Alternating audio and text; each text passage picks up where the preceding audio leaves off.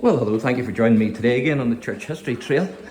And we're continuing here in Portglenone. And where we actually are now is actually inside the old house, the mansion, which used to actually be the castle. And of course now it's a Cistercian monastery. And so that's where we are now.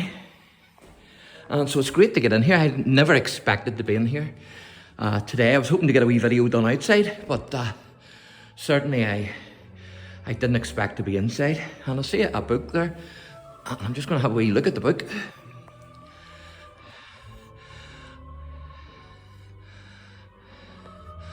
And I think it's in Latin.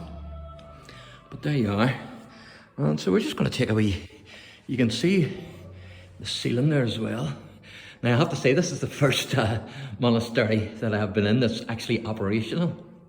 I have been in the Cistercian ruins of near the Boyne Valley there, Millefont, but I've never actually been in a working Cistercian monastery. So I would like to thank the gentleman for allowing me to film in here.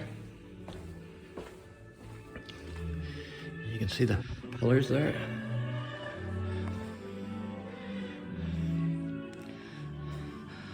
And there's a gentleman in here who's going to have a wee chat with us. Hello, sir. This is Brother Finbarth. And could you tell us a wee bit of the history here then?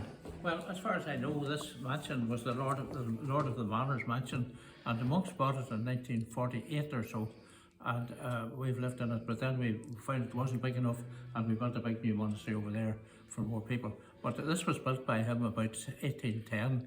And Bishop Nathaniel Alexander was his name. He was actually from Derry, and he is supposed to have built this for, first of all, I've heard and always thought it was built for himself and his family. He had a big family. But also I read this morning only that he built it for his son, who was already a canon of Antrim Presbytery or diocese, whatever. So which one that was? I had read that there were two sons of his who were canons of Down, of the diocese of Down and Hillsborough and so on and so forth. So I said, but there was a big family of them. So he built this, and I think it was modified or a bit added to it between the two surveys of 1829 and 1859. Yes. And the whole side of the house was added, and I think the porch outside too. But I say it was the Lord of the Manor's exclusive mansion and estate. The original mansion seems to have been down near the village, near the bridge, and there was actually an earlier bishop lived in this, bishop called Bishop Hutchinson, and he in the 1730s built a Church of Ireland as a little chapel of ease for himself, because this was part of a Hoggle parish, and it's down there. It's going to be celebrating its third centenary soon, I think, you know. I actually read a wee bit on the billboard there, and it said about Bishop Hutchinson that he's buried in the parish church there, Church of Ireland, I think it is. I think so, yes. In It is the Portglenone. parish church now, you see, or at least it was. I think it maybe has reverted to a Hoggle again as a parish. Yes. He's buried there, but he was from Derbyshire, and actually his relatives, actually, believe it or not, after 3 centuries, they contacted us and I think that church in the last summer or two, and wrote and wanted to know more information about him. Yes. But I'm afraid we didn't have very much, you know. So they were living in England somewhere too. And so Bishop Hutchinson's family, Bishop Alexander's family, his son succeeded him, and he became an MP, of course, too, as well. And Nathaniel, and then other people of the family took over. There were 2 sons of that man who became the owners of the house here too. And one of them had been in the Royal Navy, and he joined his brother soon when the father died, and he had actually a steam yacht on the Ban, and he used to bring people up and down to the Lough Neagh and round Lough Neagh and all that on the steamboat in the 1870s, when this parish church here, the Catholic parish church, was being built. He actually brought 6 or 7 missioners who were doing a retreat up one day in the summertime, I think, as a run, you know. But it kept in the Alexander family until 1860s, and then Sir Julius Casement bought it from the Encumbered Estate Society, or whatever, a conglomeration, and then 10 years later those 2 brothers came here, and then one of them in 1900 left it to his friend and possibly a relative, Miss Young, for about 20 years. And then it reverted to the Alexander family again. So the last Alexander, they had no family, and they had moved to another estate in Cork. So that's. And do you know when that was? When the last Alexanders were in here?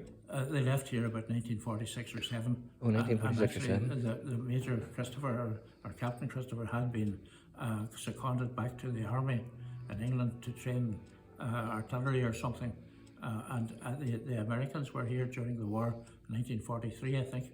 They were here for a few months, living in here in Forest Park, and they also seem to have been, it was requisitioned by the British artillery people as a house for entertainment and all that sort of thing, you know. Hence, I think the name was somewhat. So they lived here for a wee while, and Mrs. Alexander stayed at the back of the house, or upstairs or somewhere, and the American forces were here. Then I suppose the house got a bit decrepit. Yes. And they maybe didn't want to stay in it, you know. A wee bit like Killyman Castle. The American forces were actually in Killyman Castle as well. Is that right? They were they stayed in the castle and on the grounds. Right, yes. So maybe give the viewers a wee look round here. This room is absolutely beautiful. It was done up there about 10 years ago. Is that right? That ceiling, there was a major renovation about 2000, but after that ceiling started falling down because of so much work upstairs, and they had to get those ceilings done. But this one was repainted by one of the two men in the north. Yes. To do that sort of thing, graduate colours and things like that. And he thinks it was never touched for 150 years before that. My goodness. There are lovely cornices in the other rooms too. And that's an alabaster lampshade there, that one in the middle. Just Oh, this one here? Yes, when it lights up you can see it's beautiful stone. And then I've noticed your doorway here.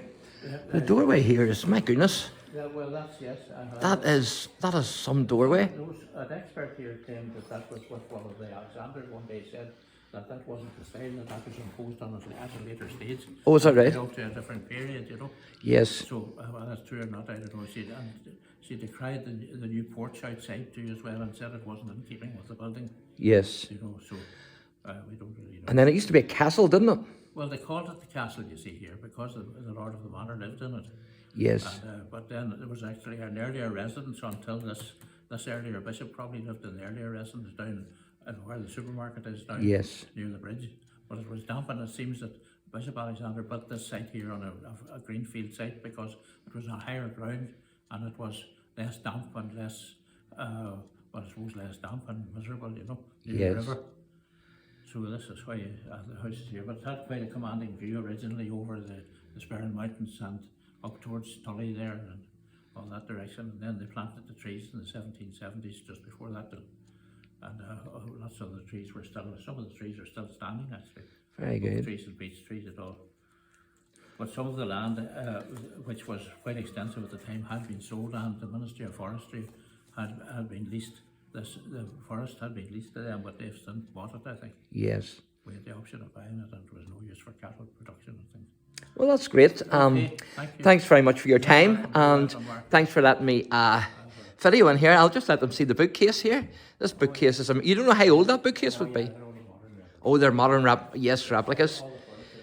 Oh, yes, but even so, it still looks very well. Yes.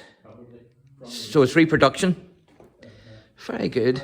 Next door, there's a very nice cornice next door. It's a bit duller, but it was a big dining room, and it's much more complex with wheat sheaves and pomegranates and grapes and things like Yes. that. And where is that, sorry? And it was a dining room just next door to this. Oh, next. This would have been the living room, yes. and reception room. So next door is a big dining room. Yes, in here. Just at the end of the, Well, I'll give the viewers another wee look inside here, and then we'll wrap this wee video up. But thanks very much. I could end up being a film star. Well, yeah, people might be asking you for your autograph.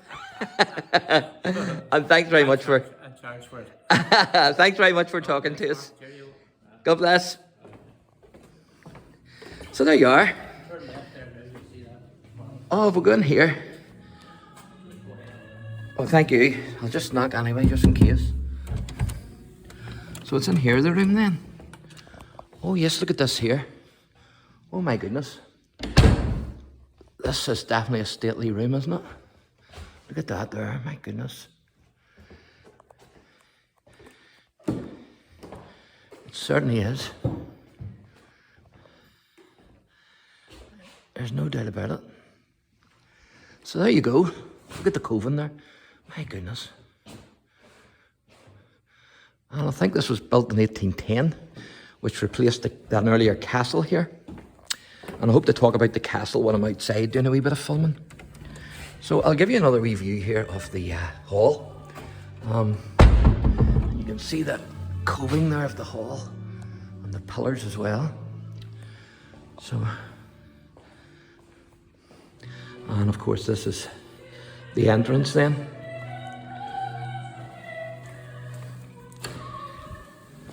As you can see. And I'll show you a wee bit of the grounds, hopefully while I'm outside.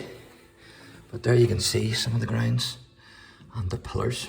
So thank you for joining me today again on the Church History Trail, and God bless.